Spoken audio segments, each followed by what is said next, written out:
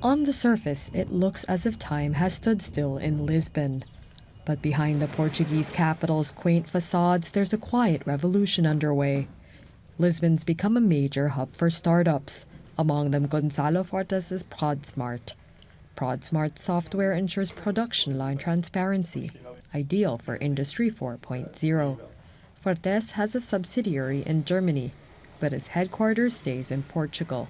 We're Portuguese, this is our home. We've got loads of talent here and the wage levels are also favorable. That helps when deciding on location. We've got our base here, but obviously we're on location with our customers as well.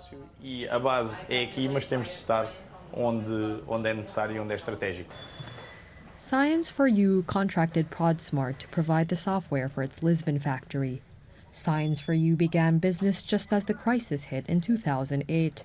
It makes experimental kits for kids, and it's expanding rapidly, in part due to EU regional economic programs.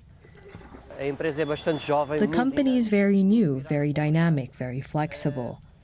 One thing that helped us grow was state aid, which also came from the European Union to help create jobs. Science for You employs 120 people and is still growing. A fundamental Portuguese priority nowadays is ensuring that more people find work. And because the economy is growing again, the country's family-owned businesses support the government in that.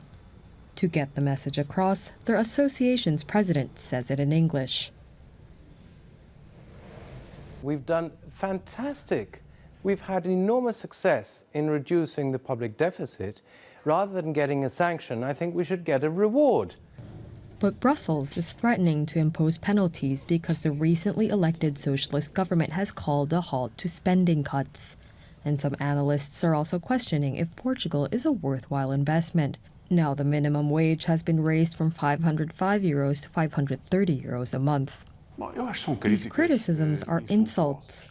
A low or middle-income German worker would certainly be interested to know why it is that some banker can preach to the Portuguese that a monthly wage of €530 is bad for the economy.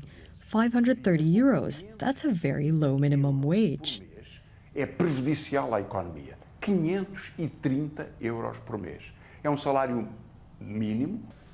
Last year, Portugal's budget deficit almost fell to within the EU limit of 3% of GDP.